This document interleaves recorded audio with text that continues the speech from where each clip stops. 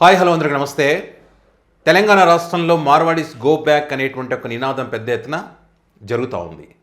So ఏంటి ఈ Marwadis go back అనడానికి కారణాలేంటి, మన మోండా మార్కెట్లో జరిగినటువంటి ఎపిసోడ్ ఏంటి, ఆ అంశాలకు సంబంధించి మనం వీడియోలో మాట్లాడుకుందాం. అయితే భారతదేశంలో ఎవరైనా ఎక్కడికైనా వెళ్ళి జీవించే హక్కు ఉంటుంది. అయితే మన ఆ ప్రాంతాలకు వెళ్ళినప్పుడు, ఒక రాష్ట్రం నుంచి ఇంకో రాష్ట్రం వెళ్ళినప్పుడు వారి యొక్క భాషను, వారి యొక్క సాంప్రదాయాలను, వారి గౌరవాలకు భంగం కలగకుండా, వారిని అగౌరవపరచకుండా మన పని మనం చేసుకున్నప్పుడు ఎలాంటి ఇబ్బంది ఉండదు. లేదు మీ గౌరవానికి మేము భంగం కలిగిస్తాం, మీ భాష మాట్లాడకూడదు, మా భాషే మాట్లాడాలి, మీ పైన మేము పెత్తనం చేస్తాం అని ఇష్టం వచ్చినట్టుగా మాట్లాడినప్పుడు, అహంకారంతో ఉన్నప్పుడు ఖచ్చితంగా సమస్యలు వస్తాయి. ఇప్పుడు తెలంగాణ రాష్ట్రంలో మార్వాడీస్లకు సంబంధించి కూడా అదే సమస్య. గతంలో ఎప్పుడు కూడా, అంటే గతంలో ఇప్పుడు జరుగుతున్నటువంటి చర్చ గతంలో ఇంత పెద్ద ఎత్తున జరగలేదు. ఇప్పుడు చాలా సీరియస్గా తీసుకున్నారు. కారణం ఏంటంటే మితిమీరిపోతున్నప్పుడు ఖచ్చితంగా గో బ్యాక్ అనే నినాదాలు వస్తాయి. మార్వాడీలు అందరూ అదే రకంగా ఉన్నారంటే లేరు. అందులో కొంతమంది మంచి వాళ్ళు ఉన్నారు, కొంతమంది అహంకారంతో ఉన్నటువంటి వాళ్ళు ఉన్నారు. మార్వాడీస్లోని వేరే మార్వాడీలో అనగదొక్కుతున్నటువంటి పరిస్థితులు కూడా తెలంగాణ రాష్ట్రంలో ఉన్నాయి. సో ఇప్పుడు ఈ నినాదాలు రావడానికి, గో బ్యాక్ అనడానికి కారణం ఏంటంటే మోండా మార్కెట్లో జరిగినటువంటి ఒక చిన్న ట్రాఫిక్ సంబంధించిన సమస్య. మీ అందరికీ తెలుసు, ఆ మార్కెట్లో రోడ్లు ఏ రకంగా ఉంటాయో, ఎంత చిన్నగా ఉంటాయో. ఒక కారు వస్తే ఇంకో కారు పోదు, 2-3 బైకులు ఒకటేసారి వెళ్తే ఇంకో బైక్ రావడానికి ఉండదు, అంత చిన్న రోడ్లు ఉంటాయి.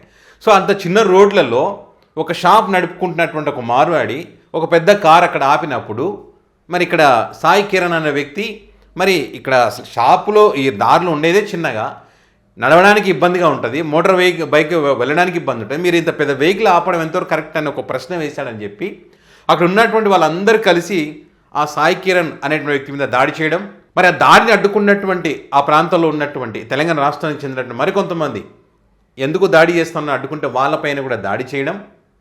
ఈ దాడి చేసినటువంటి క్రమంలో 6 మార్వాడీలకు సంబంధించి కేసు పెడితే, SC/ST యాక్ట్ పెట్టడం, ఈ కేసు పెట్టినా కూడా మరి 6 అరెస్ట్ చేయకపోవడం, మరి గో బ్యాక్ నినాదాలు పెద్ద ఎత్తున రావడానికి కారణమైంది.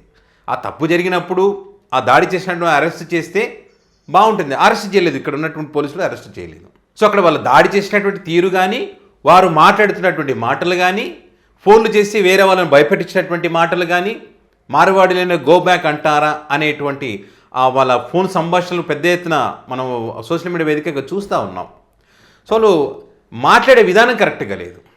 ఇప్పుడు చాలామందికి వారి మీద ఉండే అభిప్రాయం ఏంటి, నిజాయితీగా వ్యాపారం చేయరు, ఒక్కోసారి సందర్భాన్ని బట్టి కొన్ని వస్తువులు వాళ్ళు హోల్డ్ చేసి, అంటే వస్తువు యొక్క కొరతను సృష్టించి వాటిని బ్లాక్లో కూడా అమ్ముతారు. మార్వాడీస్ వెళ్తే, హోల్సేల్ వ్యాపారం చేసే వాళ్ళ దగ్గర మార్వాడీస్ వెళ్తే ఒక రేట్ ఇస్తారు, మిగతా వాళ్ళు వెళ్తే ఇంకొక రేట్ ఇస్తారు. అదే కాకుండా గోషమహల్ లాంటి ఆ ప్రాంతాలకు పోతే ఖచ్చితంగా డబ్బులే ఇవ్వాలి. అంటే వస్తువులు కొంటే డబ్బులే కదా ఇవ్వాల్సిందంటే, ఇక్కడ డిజిటల్ అయిపోయింది. మనం ఫోన్పే, గూగుల్ పే ఈ రకంగా చేస్తాం కదా, అది చేయనివ్వరంట. అక్కడ ఖచ్చితంగా లిక్విడ్ క్యాష్ ఇవ్వాలని చెప్పి ఒక డిమాండ్ కూడా చేస్తారంట వాళ్ళు. ఎందుకు అంటే పన్నులు ఎగ్గొట్టడానికి. ఇది మోసమే కదా, పన్నులు ఎగ్గొట్టడం అంటే మోసం కదా. పైగా వాళ్ళు వ్యాపారం చేసేటువంటి ప్రాంతాల్లో మొత్తం వాళ్ళే ఉంటారు. ఇక్కడ లోకల్గా ఉండేటువంటి వాళ్ళకి పనులు కల్పించారనేటువంటి ఒక ఆరోపణ కూడా వారిపైన ఉంది. అండ్ అదేవిధంగా మన భాష మాట్లాడరు, వాళ్ళకి తెలుగు వచ్చినా కూడా తెలుగు మాట్లాడరు. కొంతమందికి తెలుగు రాదనుకోండి, కొంతమందికి తెలుగు వచ్చినా కూడా తెలుగు మాట్లాడరు, హిందీ మాట్లాడతారు. ఇదే కాకుండా మన సాంప్రదాయాలు ఉంటాయి, ఆ సాంప్రదాయాలను కూడా వాళ్ళు పాటించరు, అగౌరవపరిచేటువంటి పరిస్థితి. ఏమంటారంటే, ఫర్ ఎగ్జాంపుల్ ఇప్పుడు వినాయక చవితికి సంబంధించిన ఒక చర్చ జరుగుతూ ఉంది, దానికి సంబంధించిన ఒక సంభాషణ కూడా సోషల్ మీడియా వేదికగా మనం విన్నాం. వాళ్ళు ఏమంటారు, నేను వినాయక చవితి విగ్రహం పెట్టుకోవడానికి ఫండ్ ఇచ్చాను కాబట్టి హిందీలోనే మంత్రాలు చదవాలి, హిందీ పూజారి ఉండాలి, మా పూజారి అక్కడ ఉండాలి, ఇక్కడ గొబ్బెమ్మలు పెడతాం, బతుకమ్మ పాటలు పెడతాం అంటే నడవదు, వాళ్ళ పాటలు పాడాలని చెప్పి వాళ్ళు చెప్తారు. ఇలాంటి మాటలు మాట్లాడినప్పుడు ఖచ్చితంగా ఇటువైపు ఉన్న వ్యక్తులకు కోపం వస్తుంది. సో అలాంటప్పుడు ఏమైతే గో బ్యాక్ మార్వాడీస్ అనే నినాదాలు ఎక్కువ అవుతాయి. నేను ఫండ్ ఇస్తున్నాను కదా, నా ఇష్టం వచ్చినట్టు చేస్తా అంటే ఎట్లా? కాదు కదా. నువ్వు ఈరోజు ఫండ్ ఇవ్వగలుగుతున్నావు అంటే నువ్వు ఎక్కడ వ్యాపారం చేస్తా ఉన్నావు? తెలంగాణ రాష్ట్రంలో తెలంగాణ ప్రజలు వస్తువులు నీ దగ్గర కొన్నప్పుడు నీకు వచ్చినట్టు లాభాల నుంచి నీకు లాభం ఉంది కాబట్టి నువ్వు ఫండ్ ఇచ్చావు. ఎవరి వల్ల జరిగింది ఇది? ఇక్కడ తెలంగాణ ప్రజల వల్లనే నువ్వు వ్యాపారం జరిగింది కాబట్టి అది చెప్పకుండా నేను ఫండ్ ఇచ్చా నా ఇష్టం అంటే ఎట్లా అవుతుంది? కాదు కదా. సో కాబట్టి ఇక్కడ వీళ్ళు ఏమంటున్నారు, తెలంగాణ ప్రజలు కూడా ఇప్పుడు గో బ్యాక్ అనే వాళ్ళు కూడా ఏమంటున్నారు, వాళ్ళని వెళ్ళిపోమనట్లేదు, పద్ధతులు మార్చుకోమంటున్నారు. మీ సాంప్రదాయాలను మేము వ్యతిరేకించాం, మీకు నచ్చినట్టు మీరు హిందీలోనే పాటలు పాడుకొని ఇందులో పూజ చేసుకోండి, ఇంట్లో ఏదైనా చేసుకోండి, నిజాయితీగా వ్యాపారం చేయండి, పన్నులు ఎగ్గొట్టకండి. ఇట్లా ఇప్పుడు సాయి కిరణ్ మీద దాడి చేస్తారు, అది కరెక్ట్ కాదు. సో మేము దీని వరకే పద్ధతులు మార్చుకొని వ్యాపారాలు చేసుకోమంటున్నాము తప్పితే మిమ్మల్ని వెళ్ళిపోమని మేము చెప్పడం లేదు. ఇంకొంతమంది ఏమంటారు, వేరే రాష్ట్రాలలో మన తెలుగు వాళ్ళు ఉన్నారు కదా, ఈ రకంగా చేస్తే అక్కడి నుంచి వాళ్ళని కూడా వెళ్ళగొడతారు కదా అంటే, మన తెలుగు వాళ్ళు అక్కడికి వెళ్ళి ఈ రకంగా చేసినటువంటి సందర్భాలు చాలా చాలా తక్కువ, మనం చూడలేదు కూడా. అంటే గో బ్యాక్ మార్వాడీస్ అనే నినాదాలు వచ్చేంత మన తెలుగు వాళ్ళు ఎక్కడ కూడా చేయలేదు. వాళ్ళ ఆ వ్యక్తుల యొక్క సాంప్రదాయాలను, వారి భాషను, వారిని గౌరవిస్తూ అక్కడ వాళ్ళు వ్యాపారాలు చేసుకున్నారు, ఉద్యోగాలు చేసుకున్నారు తప్పితే ఈ రకంగా చేసినటువంటి సందర్భాలు లేవు మన తెలుగువారు. ఫర్ ఎగ్జాంపుల్ నా అనుభవం చెప్తాను. నేనుండే ప్రాంతంలో ఎక్కువ మార్వాడిస్తున్నారు. నువ్వు ఎలక్ట్రానిక్స్ పో, ఎలక్ట్రికల్కి పో, కిరాణం పో, పాల ప్యాకెట్లకు పో, నువ్వు లేకపోతే ఇంకా ఏదైనా దేనికన్నా పో, హార్డ్వేర్ షాపుకి పో, నువ్వు ఎక్కడికి పోయినా కూడా వాళ్ళే ఉంటారు. నేను అక్కడికి వెళ్ళినప్పుడు మీరు గమనించండి, నేను గమనించి చెప్తున్నా, ఒక వస్తువు కావాలనుకున్నప్పుడు చాలా టైం తర్వాత ఫోన్ చూస్తుంటాడు. ఇక్కడ ఆ వ్యక్తి ఫోన్ చూసుకుంటా, అవతల ఇంకా పనిచేసే వాళ్ళు కూడా అదే రకంగా ఉంటారు. మనం ఒక వస్తువు అడిగితే ఇట్లా చూస్తుంటారు, చాలా టైం పడుతుంది, ఒక 5 నిమిషాల దగ్గర టైం తీసుకుంటారు. చిన్నగా అప్పుడు ఏమంటారు, మనం అడిగిన వస్తువు గురించి నెయ్యి అంటారు, లేదు అనేస్తారు. ఎంత కోపం వస్తుంది చూడండి. అదే కొన్ని ప్రాంతాల్లో సెటిలర్స్ ఉన్నారు, అంటే ఏపీ వాళ్ళు ఇక్కడికి వచ్చి వ్యాపారాలు కిరాణం షాప్ నడిపే వాళ్ళు కూడా ఉన్నారు. మీరు వాళ్ళ దగ్గరికి వెళ్ళి అడగండి, వాళ్ళు ఏమంటారు, ఏం కావాలండి, ఇంకేమైనా కావాలని చెప్పండి, లేదండి అంటారు. ఎక్కడైనా దొరుకుతుందంటే పక్కన 2 షాపుల అవతల దొరుకుతుంది, వెళ్ళండి అని చెప్తారు. వారిది ఒక పద్ధతి. అంటే తెలుగు వాళ్ళు ఒక పద్ధతి ప్రకారం మాట్లాడతారు. మొత్తం ఎక్కడో చోట వాళ్ళు కూడా తప్పులు చేస్తూ ఉంటారు, చేయరని కాదు, కానీ మరి వీళ్ళంత ఇదిగా మాట్లాడరు. కొంతమంది ఉన్నారు పాపం మార్వాడిస్లో, అందరినీ తప్పు పట్టడానికి లేదు.